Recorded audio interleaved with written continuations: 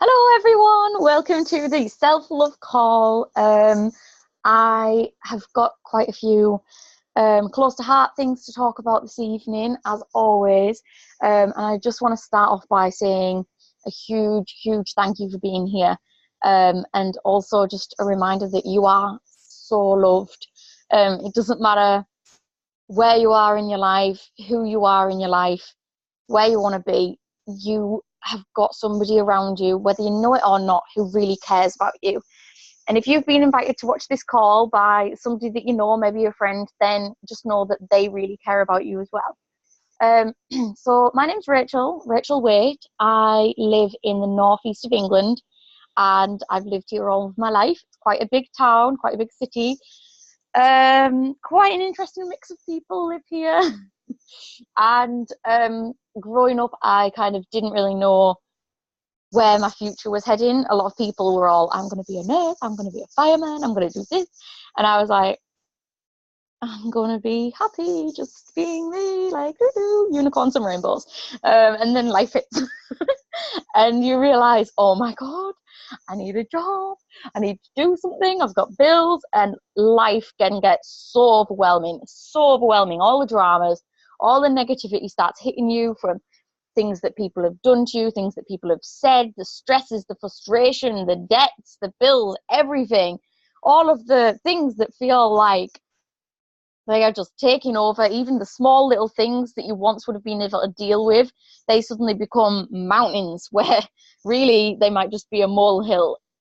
And then suddenly one day you wake up and you realize you're not sure who you are anymore. Like, you're not sure if you're being true to who it is that you feel like you truly are in yourself and in your soul. And that's where self-love really becomes important, because this is a moment in your life that can make or break you. And it can end in tragedy. So self-love is so important for maintaining your mental health, your mental well-being.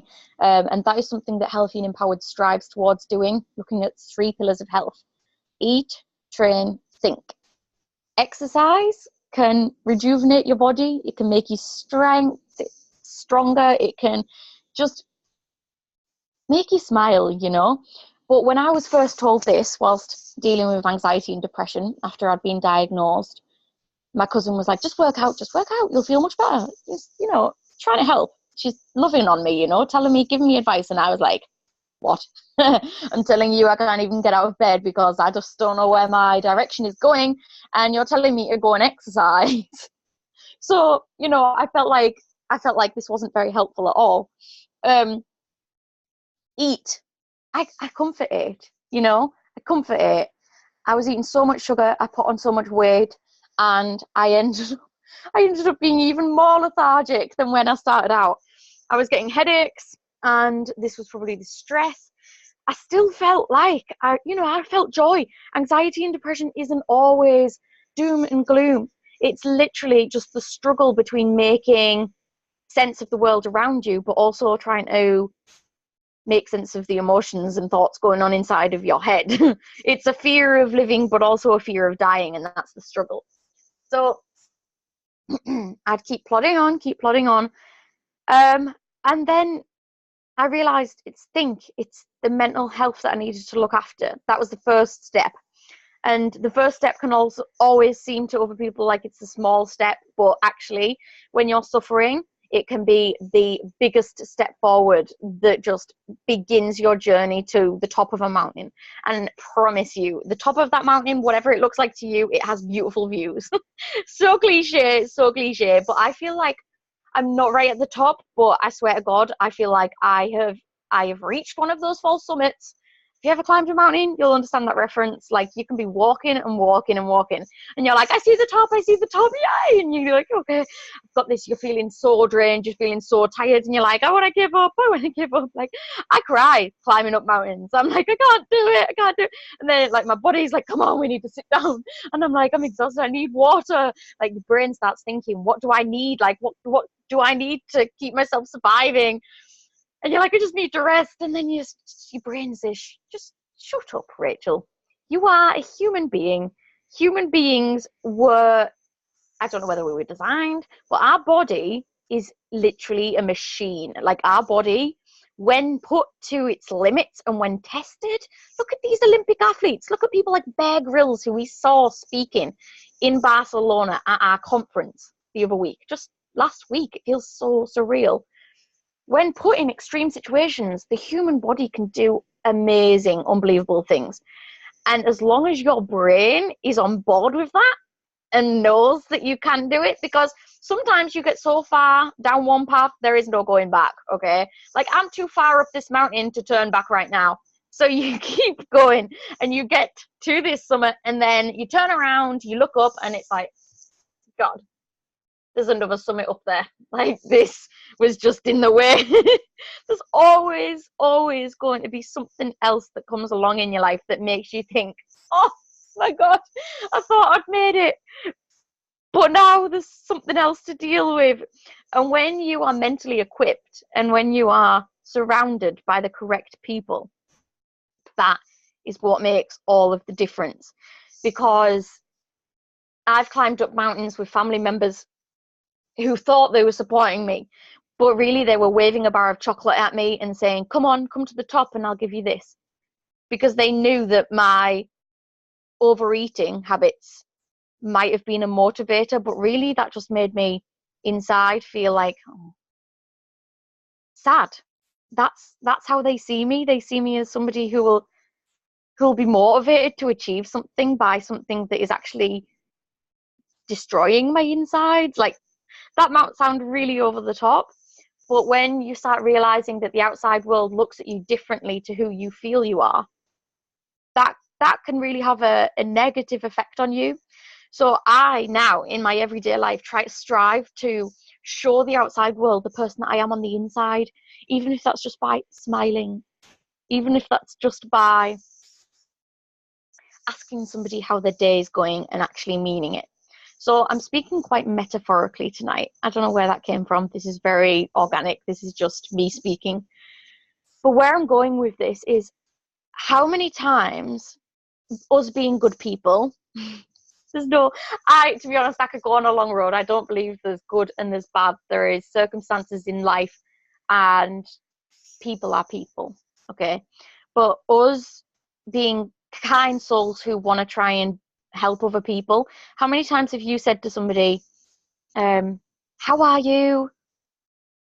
And then, let me know if there's anything I can do to help. Right? We've all said this.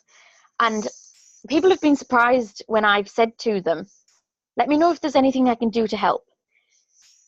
But I really mean that, because I've learned from my own experiences that people say this sentence, let me know if there's anything I can do to help, but they don't necessarily always mean that. And it's not, I used to think it's quite a dark thing. I used to be like, oh, am I the only one who sees this? Like, now I realize it is literally just life. Everybody has got their own things going on, and it's not that they don't mean that they would like to help you if you can, okay? Because most good people, they want to help. You genuinely want to help. But let me ask you this as a flip question. When was the last time you asked for help? Okay? Have a think about that. When was the last time you asked for help of anyone? You know, a friend, sibling, somebody who you work with, who you trust. It's my mum. She's bringing me custard. Thanks, mum. Little interval. So, yeah, when was the last time you actually asked for help? Because I can guarantee you that people want to help. Oh no, Hugo has something to say.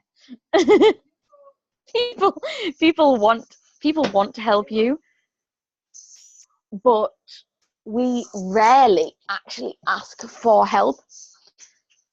Yeah, exactly. So Yvette, I'm not sure if you mind me sharing that. So you asked for somebody's help and nobody came, and that can make you feel so lonely.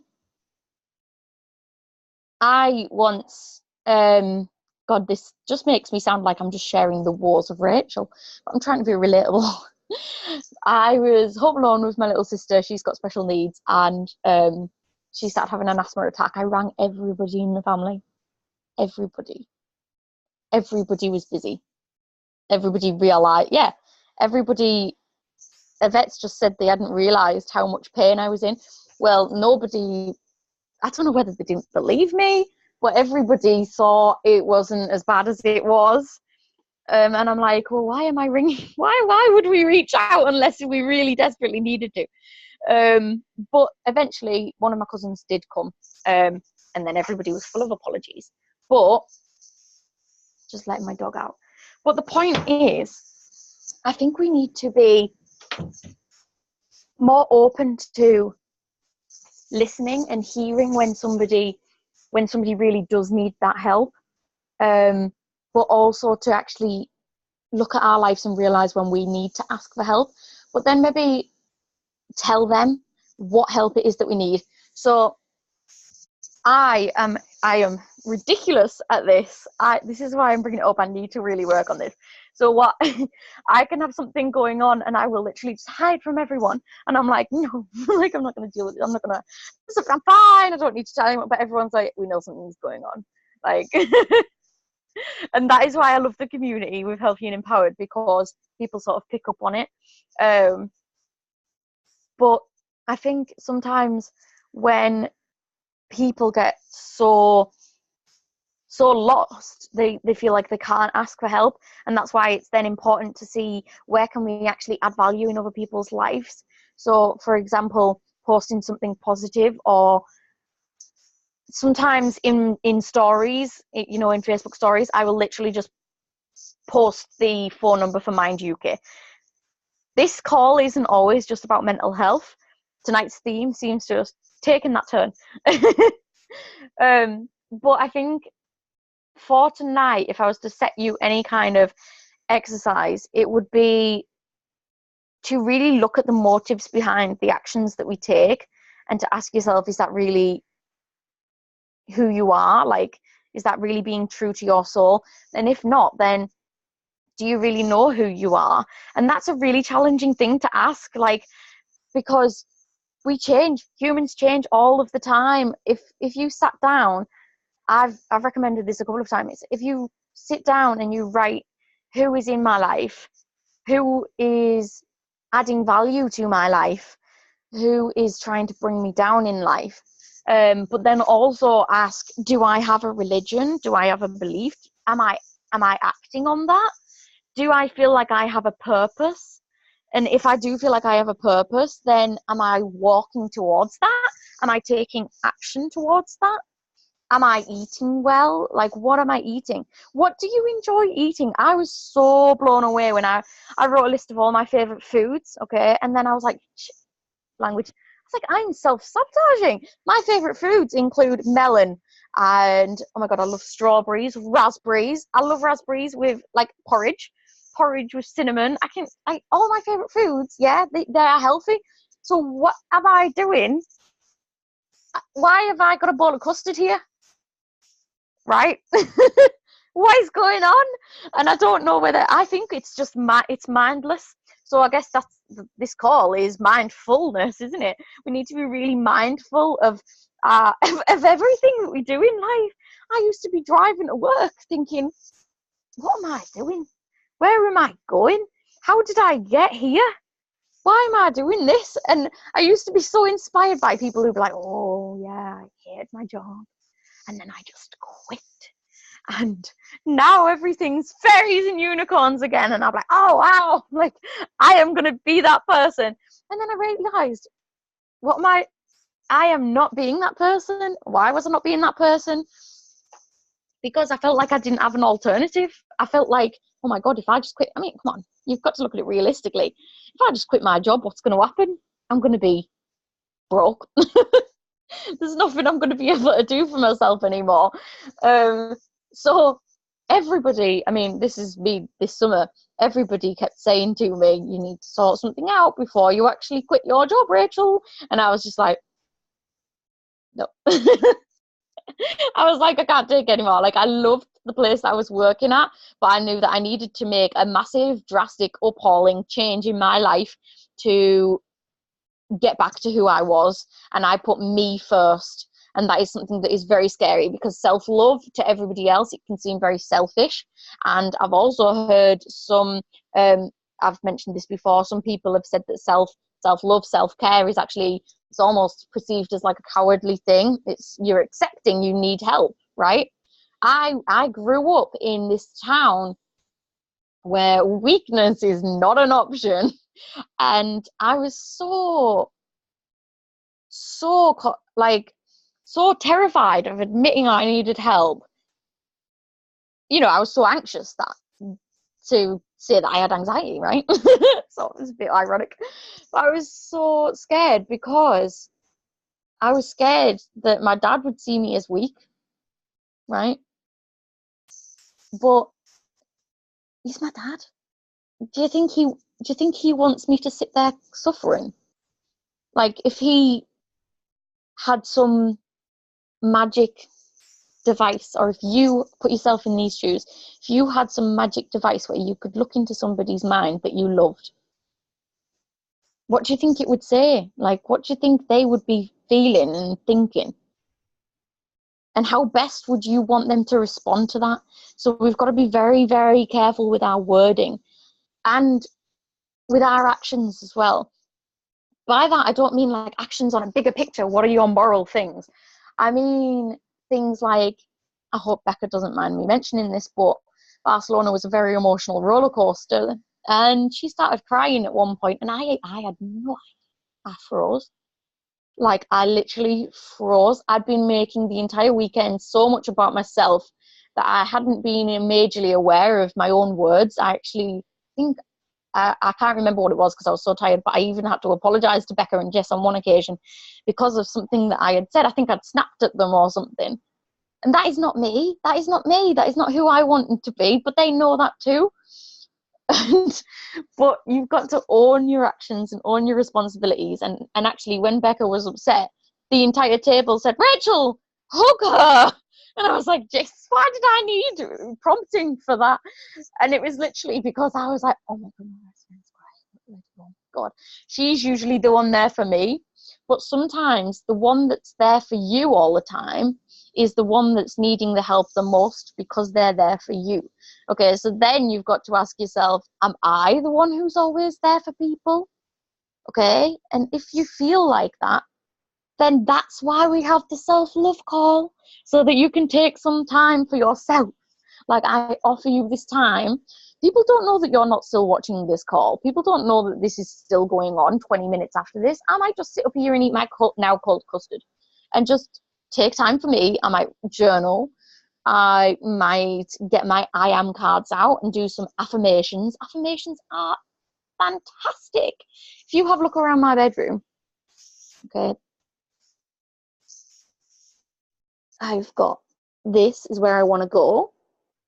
Okay, I am beautiful. This here used to be where my mirror was. I call it my mirror of hatred. I've got it here. So my mirror used to be here. Now I even still go to look at the mirror.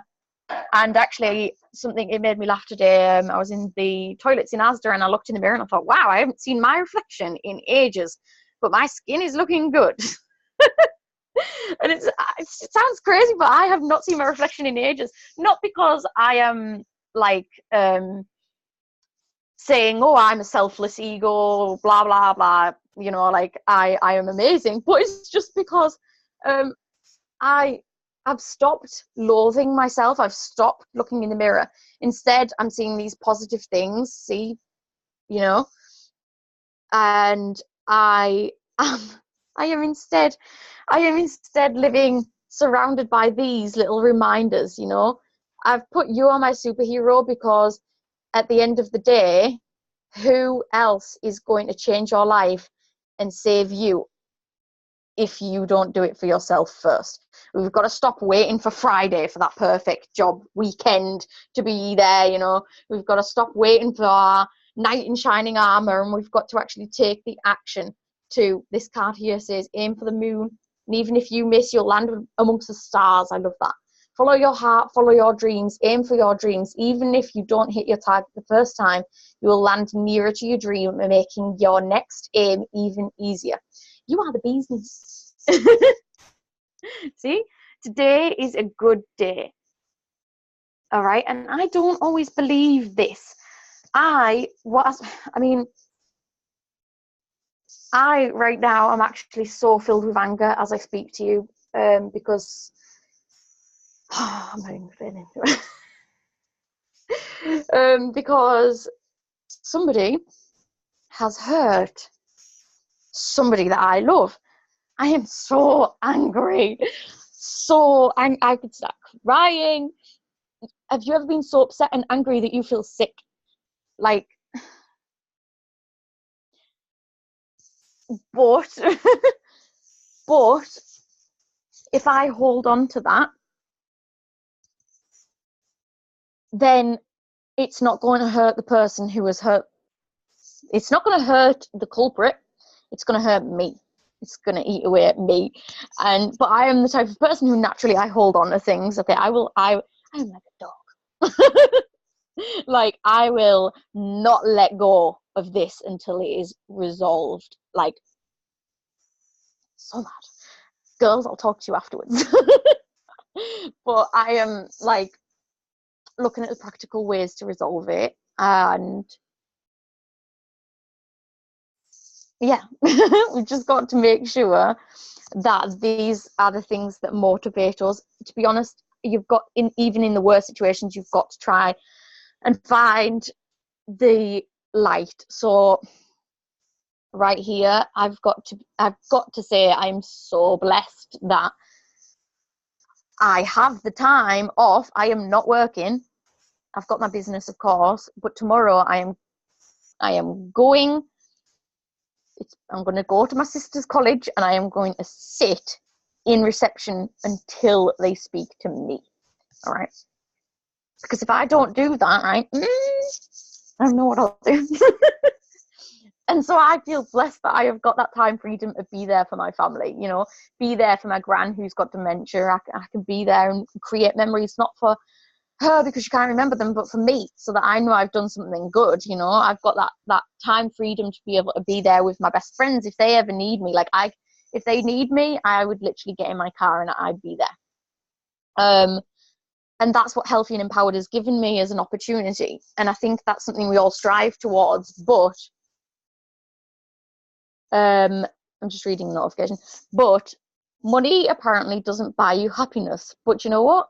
Money does buy you things like this, okay? Peace of mind. So what I want you to do is write a list of the things that you have been putting off doing that are actually eating you away subconsciously. So this might sound really mad, but I slept in and I was dreaming about The Walking Dead. Like, I dreamt up the entire next season. It was amazing. It was brilliant. Like, my version of the end of The Walking Dead in my dream was like, whoa. It was intense. So I realized it's because I hadn't caught up on The Walking Dead, right? I was putting my business first because I really find value in helping people. But at the same time, that was eating me away. It sounds so silly. But I then knew I need to watch The Walking Dead. I watched The Walking Dead and I haven't had a crazy dream. But it was a brilliant ending. They all moved to this like skyscraper. Anyway, diverting. But I also realized my car, it's got a oil light that just keeps flashing. Before, when I was like worrying about money and like, what am I going to do next? Like, I'd see this light. There's no spoilers, don't worry. It was my version of a dream. Like, come on, it's not real. So I would see this light, my heart would sink, and I'd be like, I'll just drive this car around with that light flashing until it just ends, like until my car like doesn't move anymore. It'll be fine. But then when I started earning, I saw the light come on in my car, and I went, oh no, I can buy oil, right? Or this light, my favorite light bulb went, and I thought, I'll have to do without the light now. I'm earning now. So I bought a bulb. It sounds so silly, like the little things, okay? But it's the little things that you don't realize are really, like, I never use this word lightly, but really depressing you. Things like that can really drag you back down. The lights, the socket over there, I have to pull it if I want it to work, so that all the wires are lined. Then it sparks, and then I turn it, I plug it in. Okay, that's dangerous. But I was like, it's no money, you know, just leave it. Okay, money, yeah, bought a new one. So money can't buy you happiness, money can buy you a peace of mind. It's not about having all of the riches in the world, because you've got to make a list, guys. Another thing for your notes, Jess, I've been watching you. Make a list of all of the things that you do have that you are grateful for. Gratitude is something that we always say is really important to practice daily. But do you know what? I've asked people before, think about what you're grateful for. And some people, because they're feeling so low, will say, I don't know, there's nothing. But what about those little things like that I've just explained there, the littlest things in your life, like, oh my God, that can seem so big to other people. I've super glued my shoes before, okay? And then people are like, I've got no money, but I'm going out for a meal tonight. And you're like, yeah. So look at the ways that you can fulfill yourself as a person, who you really are, and at the same time earn the money that makes you comfortable and allows you that time freedom. So for you, it might not be healthy and empowered. For you, it might be something totally different. Healthy and empowered might be a way to get you to your dream, to achieve your goals. The girls on this, they want to own their own cattery. They're using this as a way to it. And remember, okay, it's a long road. It's a tall mountain. There might be some false summits, okay? But as long as you've got somebody there who's encouraging you with the right get up and go, not the chocolate bar that deep down makes you feel quite sad about yourself, but somebody like the time me and Rebecca climbed a mountain, somebody who was 2-3 meters ahead of me, sun behind her, looking gorgeous, best friend I'm looking up at. And she'd been working out with me for 2 weeks up to that, and I thought, I'm never going to be able to do this. And she held out her hand to me, and she said, you can, come on. And she pulled me up. And that is who you want in your life. They are the people that you want. You don't want people there who are manipulating you, making you feel down about yourself, people who don't believe in you, people who are going to twist things that you say, people who you can't trust, or you feel like they should be there because you owe them something, even if that's on a different level. People in your life who you think, oh, I've known them so long, they're just still in my life, but actually you're not enjoying their actions or their thoughts, you know. They're the people that it's really difficult to cut ties with. But there's an exercise you can do. If you've ever looked into spiritualism, it's called Accio threads. And it's the belief and the idea that absolutely everybody in this world is connected. Did you know Eric Worre says that we are all just 6 steps away from one another, 6 contacts? So, Amy, I've never met you in my entire life. But apparently, according to this theory, we will know somebody else just by 6 steps. So yes, we both know Jess, but we'll probably have another contact just through 6 other people. That's mad. There's like how many billion people in the world? But this is the spiritual idea that everybody's connected by energy that looks like ties, threads, as soon as you make a connection with somebody. And that is where they say that this, have you ever been sat thinking about somebody and then they ring and you're like, oh, wow. You know, like, oh God, I was just thinking about you and you phoned. Apparently that's because you can, I touch here because this is your solar plexus. This is where your feelings, your gut feelings come from, okay? This is like where your soul is telling you whether or not to trust something. And this is where your friendships lie, but also negativity, you know, everybody, people. Their soul can be connected to you through this energy. If you've got somebody in your life and you never really feel like you want to be around them that much anymore, so ground yourself, inhale, exhale, see yourself surrounded by positivity, positive light. I'm not going to walk you through this entire thing because, yeah. And then just close your eyes and just see yourself standing next to that other person, whoever it is, and see that silver thread between your stomach and theirs. Get the scissors, cut it. And it's actually a very powerful thing. Like, I'm actually a Christian, and this is a prior life to me, but I have done this with one guy who bullied me in school, and I have never seen him since. I have never seen him since. And it's mad because everybody else who I know is like, oh, I've just bumped into him in Tesco, or I've just seen him walking his dog around the corner. I've never seen him since. It's a powerful thing. But these are threads that you've also got to nurture, you know? And it's the same with friendships. You've got to nurture friendships and relationships. It's a give and it's a take. Sometimes we don't even realize, we don't even think about how maybe that other person is the one always contacting you because you're busy. Yes, you're busy. But just send them a quick hi. How are you? And I mean it. If you want anything, let me know. Because then they'll be more inclined to ask you that in the future. And I've neglected friendships. But then I hold my hands up and I say, I'm so sorry for neglecting our friendship. It was never my intention. And that is so much more precious than just leaving it and leaving it and leaving it and leaving it until it gets so distant that there's no way back. Because I've also done that. We're all human.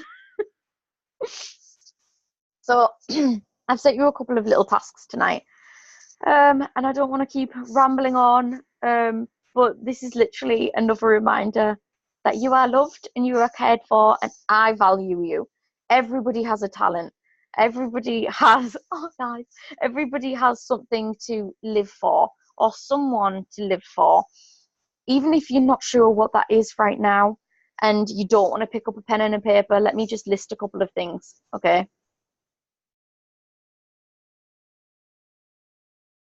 Growing up as a child, that person that you shared a sweet with in class, okay? That time that you shook somebody's hand on stage or winning an award. That funeral that you shared tissue with somebody else because they were crying. That wedding where you threw confetti at somebody else. That time you walked through a field and you held somebody's hand, or you looked out into the beach at the horizon. Every time you've put litter into a bin, every time you've helped somebody carry a bag because it looked too heavy for them, every time you've held open a door, every time you have said, thank you, you're welcome, how are you, see you again soon. Every single time that you have offered your seat to somebody on a bus, if you've ever rang up a friend who's been crying and sat with them even though you know you should be doing something else, every time you have took a breath of air, that is why good things are destined for you. That is why you are valued, and that is why you are loved, because you are alive and I see you. Your friends see you. People on this call, we see you. And now is your time to see you as well, because you deserve it and you're worth that. Okay. Have a lovely evening or day whenever you've tuned in to watch this. I'll just kindly ask Jess to stop recording, and we'll see you next week again. Bye.